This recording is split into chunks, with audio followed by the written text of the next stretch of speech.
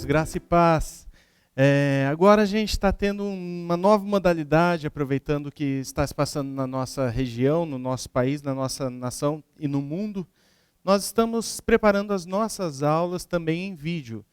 Então, o que nós temos tido na EBAC, agora nós vamos também transmitir por vídeo para que você possa ter esse material em casa e também para que nós não paremos as nossas atividades por completo. Eu peço que vocês já, nesse vídeo mesmo, comentem e respondam e coloquem questões mesmo que vocês possam ter sobre o assunto, porque depois, no final, nós pretendemos fazer uma live em que nós vamos responder as perguntas que foram colocadas. Então, deixe nos comentários algumas perguntas, o que você tiver de questionamento, já coloca aí, não deixe para depois, porque senão esquece, e a gente vai responder. Nós estamos falando sobre algo que nós consideramos a cosmovisão cristã. O que seria essa cosmovisão cristã? A maneira que nós pensamos o mundo, através de quais lentes nós pensamos o mundo. E a nossa forma de pensar o mundo, a cosmovisão cristã ou reformada, que nós também entendemos, pensa o mundo a partir da história da Bíblia. E a história da Bíblia, a Bíblia é repleta de grandes histórias maravilhosas. Mas se nós pudéssemos resumir o que a Bíblia quer trazer, nós traríamos em 4 aspectos: criação, queda, redenção e consumação. E é sobre isso que nós vamos falar nessas 4 aulas, e depois teremos uma aula sobre evangelismo. Sobre criação, do ponto de vista do que nós entendemos como sendo o ponto de partida. O que seria a criação? É aquilo que nos define a nossa identidade, define para que nós fomos criados. E a partir disso, depois nós vamos ver a queda. E o que significa a queda? Ela é marcada pela entrada do pecado no mundo, quando nós deixamos de viver aquilo para o que nós fomos criados. Depois vem a redenção. Ela resgata a nossa identidade. Em Cristo, Deus restaura o propósito inicial da nossa vida. E a partir desse propósito, nós podemos viver em função do Evangelho, em função do que Cristo fez por nós. Mas ainda não viveremos completamente, porque ainda somos marcados pelo pecado.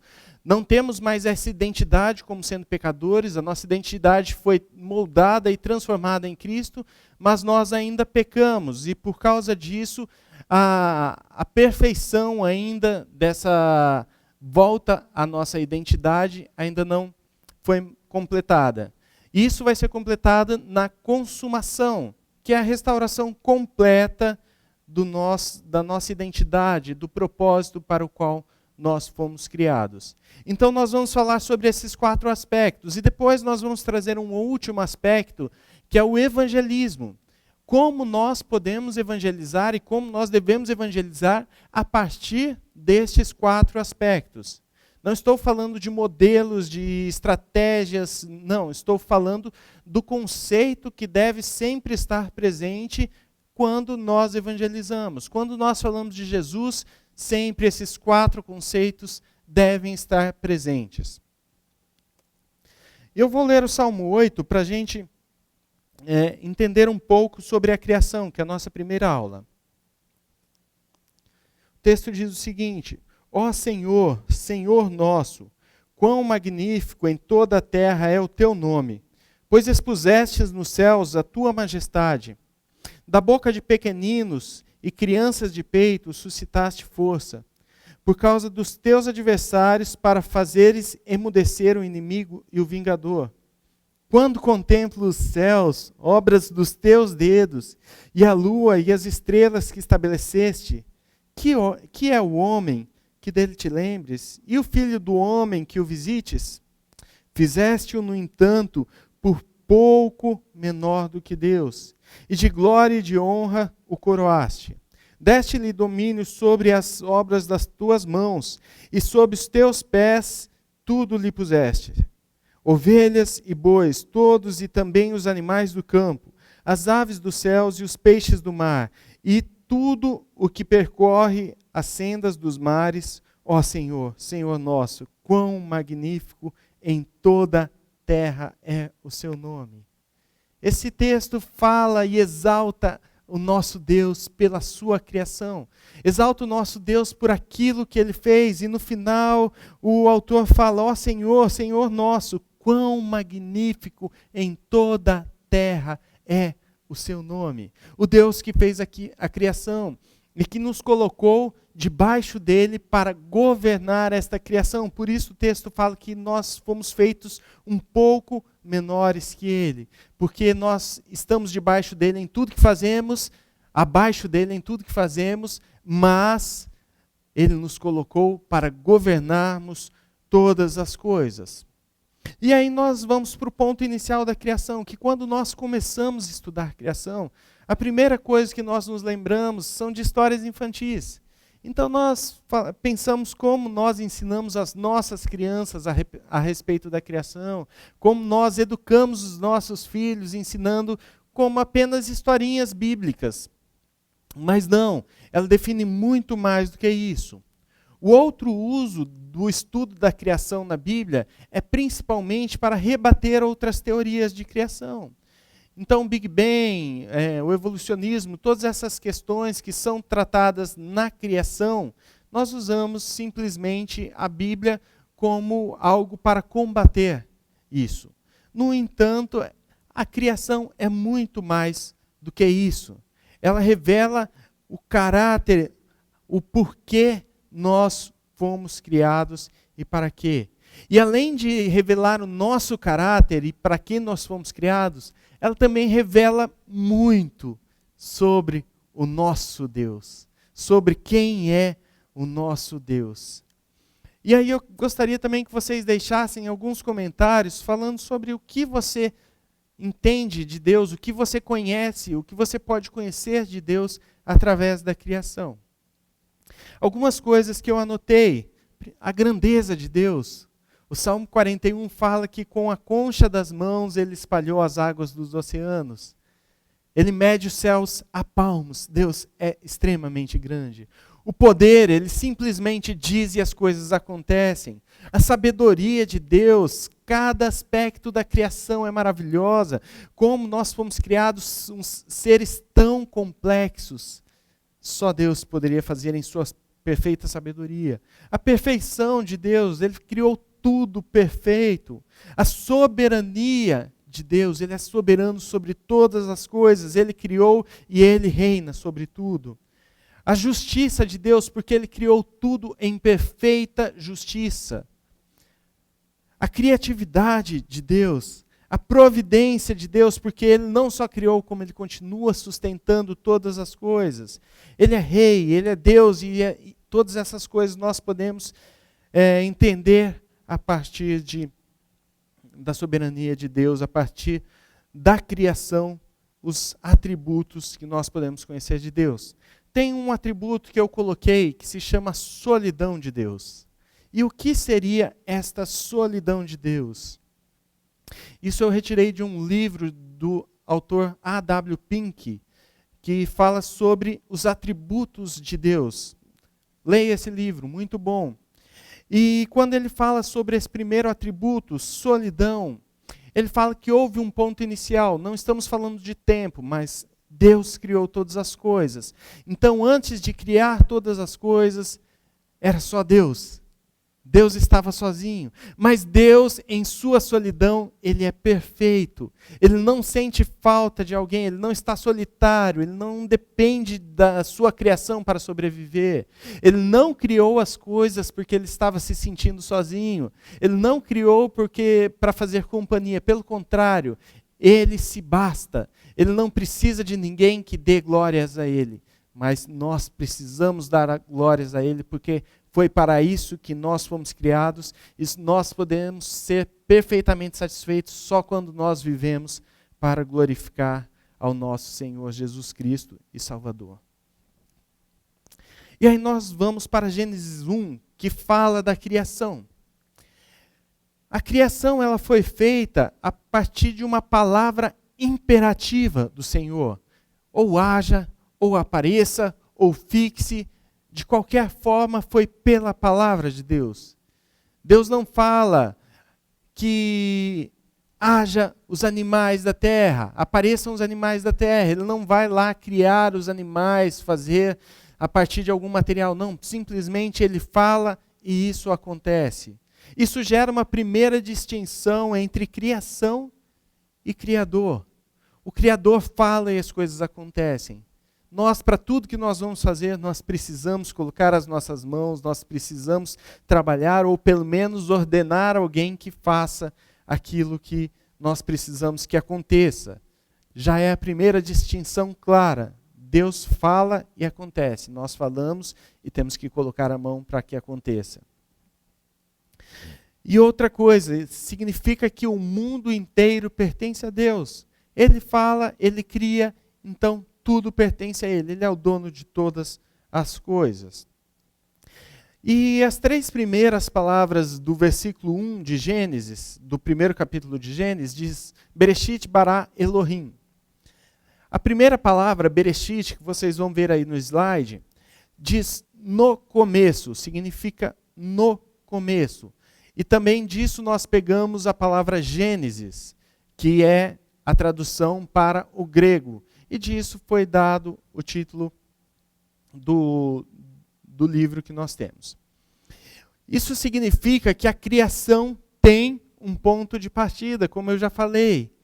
Se ela tem um ponto de partida, há uma diferença séria entre Criador e criação, mais uma vez, porque Deus é eterno. Ele era antes de tudo acontecer, ele já existia, a Trindade já existia, Pai, Filho e Espírito Santo. Isso é eterno, ele é eterno, não tem um ponto de partida. E a palavra Bereshit significa no começo, há um ponto de partida. A palavra bará, que vem logo em seguida, significa criar. Essa palavra é usada somente para a criação quando se refere a Deus. Só Deus que cria a partir da palavra bará.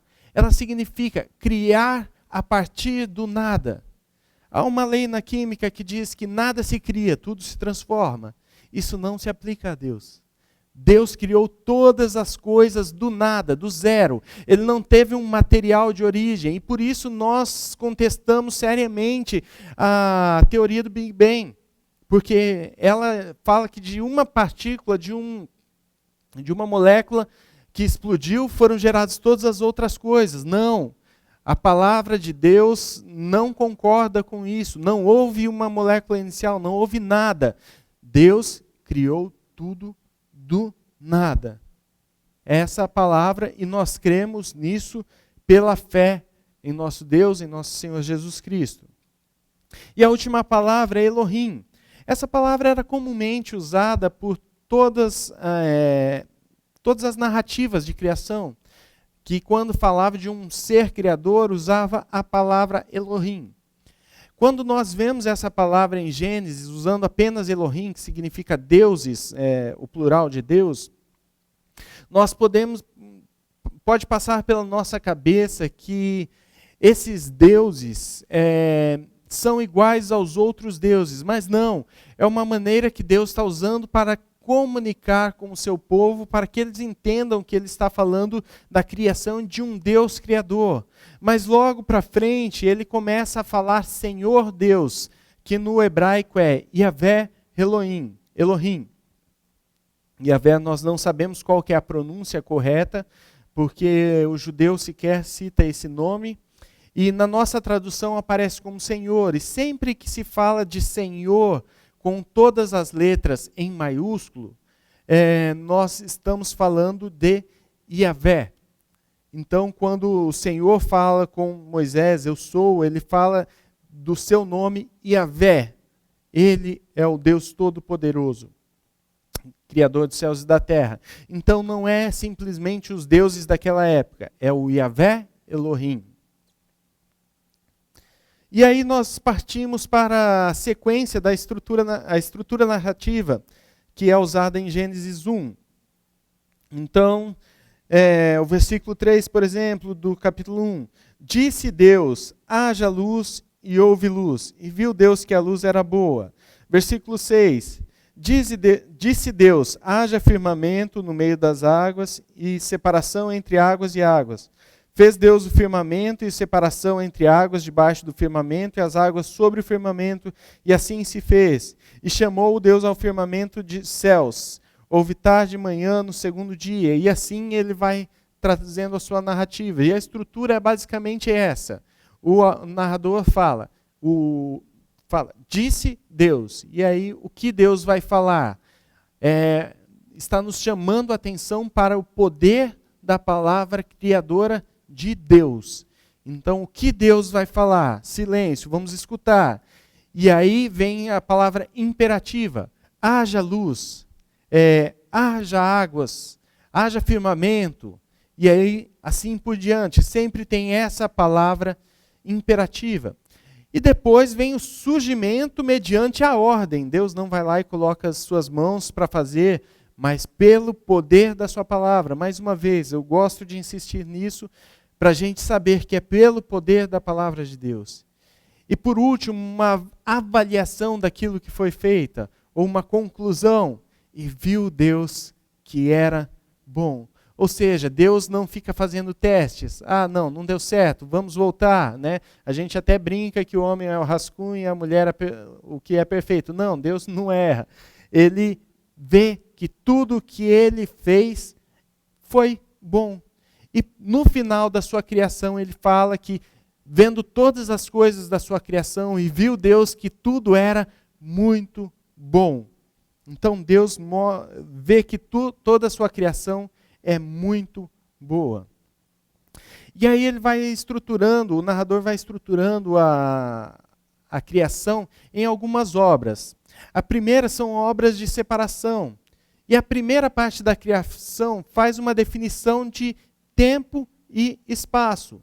Ele cria o tempo e espaço, que até então não havia, e depois ele define isso, define o que é tempo e espaço para nós. Então, quando nós vamos lá para o versículo 5, fala que depois de criar a luz e as trevas, Deus chama a luz de dia e as trevas noite. A partir daí nós podemos entender que Deus criou o tempo. Deus disse, haja luz, e essa luz não é o sol ainda, porque depois ele vai colocar os luminares para governar o dia e a noite. Aqui é apenas a criação da luz. Deus criou a luz, nós não sabemos que luz é essa, mas já havia luz antes mesmo da criação do sol. Então Deus diz, haja luz, e viu Deus que a luz era boa. Então aí ele já está criando a noção de tempo. Depois ele vai criar a noção de espaço, uma criação de espaço já 3D. Então ele fala primeiro de um espaço vertical. E ele fala, olha, faça a separação entre as águas em cima e embaixo do firmamento. Ou seja, está fazendo uma ideia de criação vertical. Está criando o espaço vertical e definindo o que é isso. Depois cria as águas e a porção seca, o espaço horizontal. E a partir disso nós entendemos que é a criação da maneira como nós vemos hoje, como nós entendemos, tridimensional. Essa ideia de criação de água e porção seca nos dá a ideia também daquilo que a gente chama de Pangeia na ciência. A Pangeia é uma ideia de que toda a Terra havia um continente único. Então aquela parte da África, vocês têm um mapa aí para darem uma olhada, mas aquela parte da África se juntava com uma parte da América do Sul e do Norte ali, formando um único continente, e que separava águas e águas. Eu creio que isso foi separado depois, posteriormente, não em milhões de anos, porque a palavra de Deus nos dá a ideia de que o mundo tem aproximadamente 6.000 anos. Não temos o cálculo exato, mas é aproximadamente isso.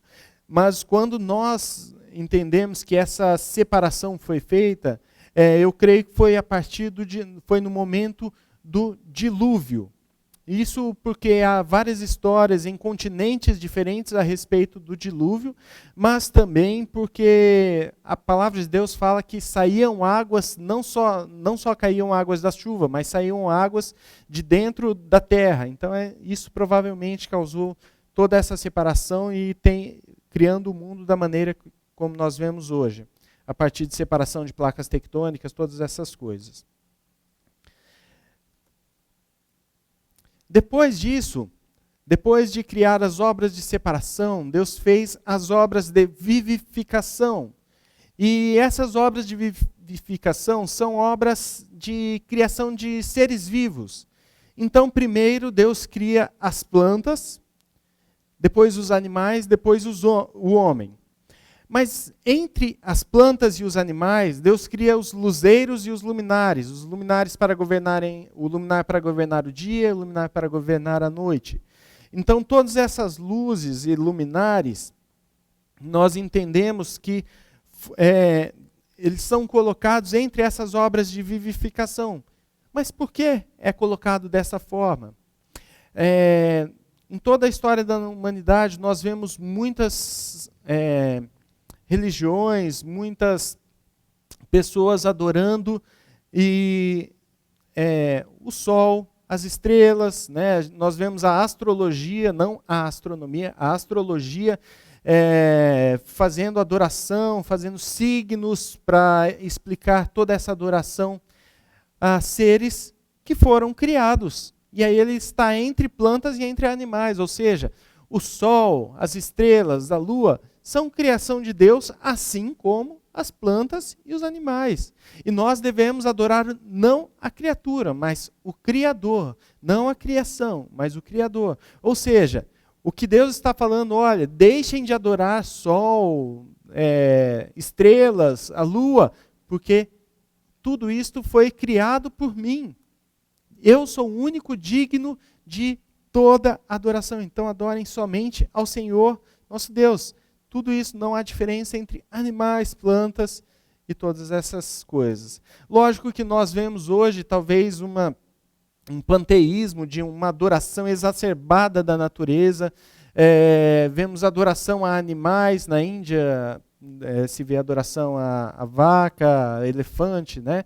Todas essas coisas, mas nós entendemos que tudo isso, nós cremos pela fé que tudo isso é criação de Deus e não deve ser adorada, assim como o próprio homem. O homem também é criação de Deus e não deve ser adorado. Depois nós vamos falar um pouco mais a respeito do homem, da criação do homem e da mulher, mas nós precisamos entender primeiro que essas são obras de vivificação. Depois dessas obras de vivificação, Deus acaba a sua criação. E o texto fala que Deus descansou no 7º dia. Então, depois de 6 dias trabalhando, Deus descansa. Esse descanso de Deus é um descanso didático. É um descanso baseado no ensino para nós.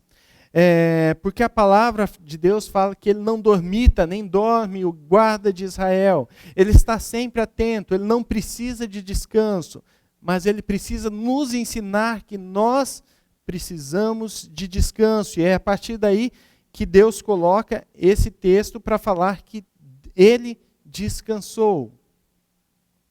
E é interessante porque todas as outras narrativas antigas a respeito da criação, falando de um Deus criador, termina falando que Deus descansou, assim como esse texto. Mas há uma diferença muito drástica entre o que Deus fez e o que esses deuses citados pelas narrativas fizeram. Porque esses deuses, eles terminaram a criação, descansaram e deixaram por conta a criação. E nós cremos em algo que nós chamamos de providência de Deus, que Deus continua sustentando todas as coisas. Então, não é simplesmente um relógio que Deus dá corda e deixa acontecendo. E nem mesmo Deus fica dando corda várias vezes, porque se Deus parar 1 segundo de sustentar toda a criação, ela se vai. 1 segundo que Deus pare de sustentar a criação, ela se acaba. Se não for pelo poder de Deus, não há criação, ela deixa de existir.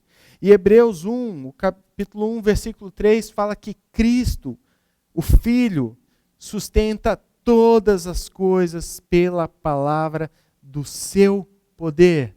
Mais uma vez, pela palavra. E agora se referindo a Cristo, o Filho.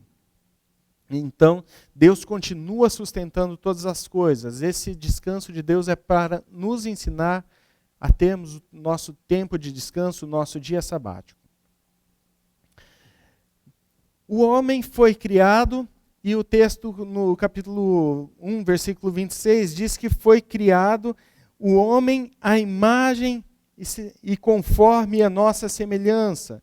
E depois já explica qual a função do homem nessa criação, e fala que ele tem o domínio sobre os peixes do mar, sobre as aves do céu, sobre os animais domésticos, sobre toda a terra e sobre todos os répteis que rastejam pela terra. Criou Deus, pois, o homem à sua imagem, a imagem de Deus o criou. Homem e mulher os criou. Então Deus não só cria a sua imagem e semelhança e já dá a função, como é sendo uma função, a imagem e semelhança de Deus. Deus cuida, Deus cria toda a criação, Ele continua cuidando da sua criação. Mas também a semelhança fundamental entre o Deus e a humanidade é a vocação, o chamado ou a comissão singular da humanidade dada pelo próprio Deus. Sob a direção de Deus, a humanidade deve dominar sobre as partes não humanas da criação. Ou seja, tudo que foi criado tem que ser dominado pelo homem. Isso é uma ordem de Deus, é uma ordem perfeita de Deus. E aí nós podemos entender que o panteísmo, que é uma adoração exacerbada à natureza, é algo que nós consideramos errado. Por quê? Porque o panteísmo vai tratar uma submissão à natureza, uma adoração à natureza, e nós vamos deixar de desfrutar da natureza, criação de Deus, para que possamos desfrutar por conta desse panteísmo, dessa adoração, dessa submissão.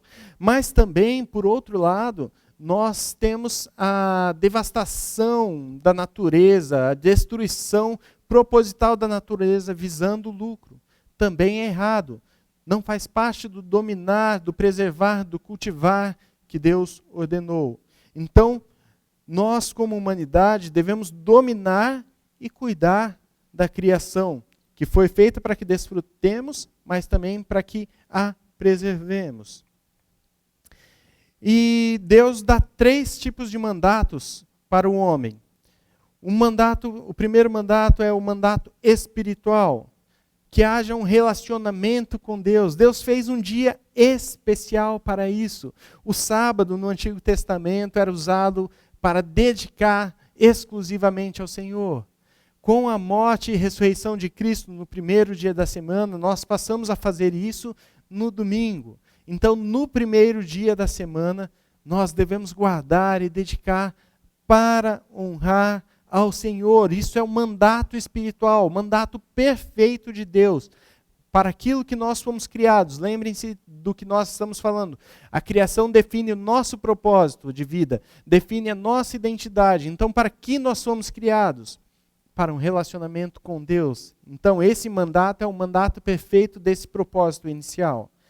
Então, o jardim se torna um tabernáculo, uma espécie de tabernáculo, porque é onde há a presença de Deus, onde o homem se encontra com Deus. Então, toda a viração do dia, o homem vai lá, se encontra, e Deus começa a apresentar o jardim, tornar o jardim conhecido do homem. Mas nós também hoje somos esse jardim, porque nós somos considerados templo do Espírito Santo pela palavra de Deus. Então nós, como templo do Espírito Santo, nós temos a presença de Deus constantemente conosco. E por isso nós devemos nos relacionar com esse Deus Criador. O segundo mandato é um mandato social.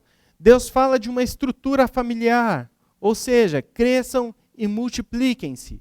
Esse foi o mandato de Deus. Então há o mandato de um relacionamento. Olha, deixa pai e mãe, a sua parentela, e forme com a mulher uma só carne. Então, primeiro a estrutura familiar e depois o crescer e multiplicar, que leva a um relacionamento interfamiliar, como é o que nós temos hoje. Pessoas que não são propriamente da nossa família, mas que nós devemos nos relacionar. E depois fala de um relacionamento com o próximo, e a necessidade de constituir família e sociedade. Esse é o mandato social. E o terceiro é o mandato cultural, que é um relacionamento nosso com a criação de Deus. O desenvolver e preservar, que eu falei, a ideia de que nós devemos desenvolver a natureza, a criação de Deus.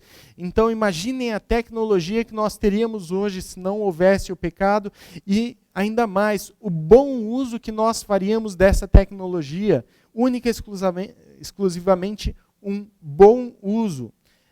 Mas também, além disso, não só desenvolver, mas também preservar. Lembrando daqueles dois extremos, de uma submissão à criação e também de um desprezo para a criação por conta de ambição, de egoísmo. Depois nós falamos do trabalho. O trabalho também é um mandato cultural de Deus. O trabalho é perfeito, a criação perfeita de Deus, não é castigo de Deus. O castigo de Deus é que a partir do suor do nosso trabalho nós vamos comer. Mas desde antes do pecado já havia o trabalho. O homem tinha que cultivar, ou seja, haviam plantas e ele deveria cultivar novas plantas, as plantas para constituir o jardim, dar nome à criação, governar sobre a criação. Então, o trabalho já existia. E aí, depois disso, nós vamos para algo que alguns chamam de estrutura e direção. Quando nós falamos de uma palavra chamada estrutura, nós estamos falando da criação de Deus. Uma criação perfeita, que não há erros. Então, sempre que se fala de estrutura, estamos falando dessa criação perfeita. E direção é a participação humana na utilização dessa estrutura. Ou seja, que fim nós damos para essa estrutura que foi criada por Deus? Então a criação não é simplesmente para ser apreciada, mas é para ser apreciada e também desenvolvida. E aí nós vemos alguns textos, como por exemplo Isaías 28, 26. E eu vou ler esse texto, eu vou ler Isaías 28,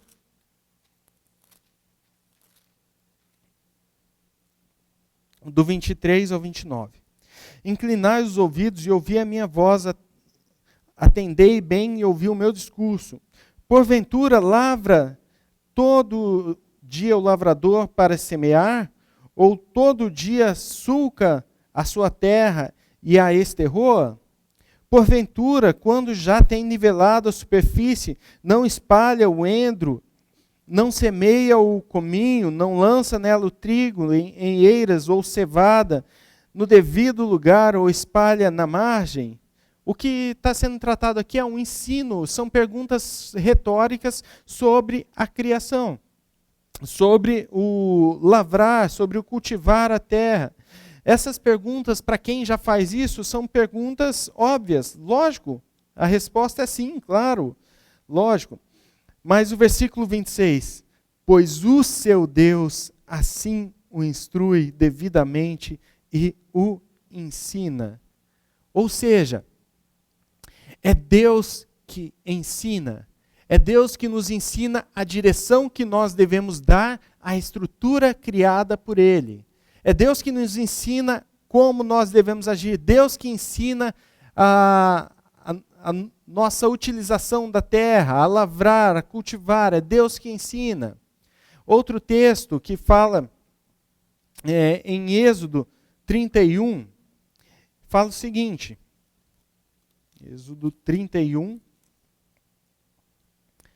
Êxodo 31, de 1 a 3. Disse mais o Senhor a Moisés: eis que chamei pelo nome a Bezalel, filho de Uri, filho de Ur, da tribo de Judá, e o enchi do Espírito de Deus, de habilidade, de inteligência e de todo conhecimento em todo artifício, para elaborar desenhos e trabalhar em ouro e prata e bronze, para lapidação de pedras, de engates, para entalho de madeira, para toda sorte de lavores.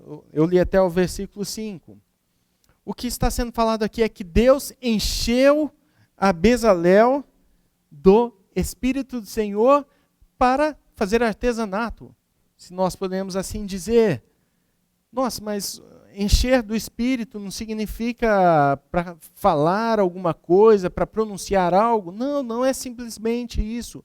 Deus nos enche do seu Espírito para nos capacitar. Ou seja, todo conhecimento, toda direção que nós damos para a estrutura de Deus, vem do próprio Deus. E esse conhecimento deve ser usado para apontar e glorificar aquele que nos revelou esse conhecimento, que é o próprio Deus. Nós muitas vezes somos soberbos em falar que nós fizemos, que nós aprendemos, que nós desenvolvemos, mas todo o conhecimento vem do próprio Deus, Ele que nos instrui, Ele que nos ensina. Então toda vez que nós vemos ou a criação, ou então aquele que fez a criação, aquele que realizou aquele determinado projeto, nós não devemos exaltar a quem realizou esse projeto, mas ao Criador que deu capacidade para essa pessoa realizar o projeto. Nós devemos exaltar a Deus que deu a capacidade de criar. Então nós vemos edifícios maravilhosos em Dubai, né? Podemos ver, temos que exaltar ao Deus que capacitou o homem para realizar tal tarefa. Porque é Deus que dá o conhecimento, Deus que nos ensina, e Deus vai revelando as coisas aos pouquinhos, né? Aproximadamente 2.000 novas espécies de plantas são descobertas a cada ano. Ou seja, até as espécies de plantas nós não acabamos de concluir todo o nosso conhecimento sobre elas, mas Deus vai revelando aos poucos para mostrar a nossa limitação e a nossa dependência de Deus sobre tudo isso. Então a criação foi feita para comunicar algo que vai muito além dela, o próprio Criador. E para isso que nós fomos criados, para olhar para o Criador da criação, para aquele que criou todas as coisas a partir da sua palavra. E eu queria terminar lendo o capítulo 1 de Hebreus, dos versículos de 1 a 4, que diz o seguinte: havendo Deus outrora falado muitas vezes e de muitas maneiras aos pais pelos profetas, nesses últimos dias nos falou pelo próprio Filho, a quem constituiu o herdeiro sobre todas as coisas, pelo qual também fez o universo. Ele, que é o resplendor da glória e a expressão exata do seu ser, sustentando todas as coisas pela palavra do seu poder, depois de ter feito a purificação dos pecados, assentou-se à direita da majestade nas alturas, tendo se tornado tão superior aos anjos, quanto herdou mais excelente nome do que eles. A criação foi feita e tudo que foi feito se fez através do Verbo que é Cristo. E assim como Deus fez toda a criação a partir da sua palavra, a partir do haja, e Ele falou muitas vezes através dos profetas, aqui Ele nos fala através do próprio Filho. O próprio Filho de Deus esteve entre nós e hoje Ele habita em nós. E é maravilhoso nós sermos muito mais do que uma simples criação, mas uma criação que tem em si aquele que tem todo o poder por sua palavra. E é esta palavra que nós devemos proclamar, e é esta palavra que nós devemos levar para frente. Esse Cristo, através do Evangelho e através do evangelismo, nós devemos pregar, porque esta palavra, este que tem todo o poder na palavra, é aquele que fala através de nós e que toca os corações. O poder não está em nós, mas na palavra dele, no Cristo da palavra, no Espírito Santo de Deus que toca os corações. Nós vamos orar para encerrar e mais uma vez deixe suas perguntas e depois nós vamos respondê-las conforme nós pudermos. Senhor nosso Deus, nós te louvamos, te adoramos, te exaltamos, porque o Senhor é o Deus Criador de todas as coisas. E quando nós olhamos para a criação, obras de tuas mãos, como diz o Salmo 8, nós ficamos extasiados, maravilhados, ó Pai, mediante a tamanho poder, tamanha sabedoria, tamanha grandeza. O Senhor nos revela muito a seu respeito através da tua criação e nos ensine a aprender mais e mais e conhecer a teu respeito, ó Pai, através dessa criação. Mas também nos ajude a aprender a nosso respeito qual o propósito para o qual nós fomos criados, para que nós possamos viver perfeitamente de acordo com esse propósito inicial, ó Pai. Nos ajude a viver, aguardando também a consumação, o dia em que nós estaremos junto com o Senhor, aquele que pela palavra criou todas as coisas. Como será maravilhoso esse dia que nós tanto aguardamos. Mas enquanto ele não chega, nos ajude a mostrar às outras pessoas o poder da criação, o poder do Senhor da criação. E através do teu evangelho também proclamar a tua verdade aos corações dos homens. É isso que nós te pedimos, ó Pai. Em nome do Senhor Jesus. Amém.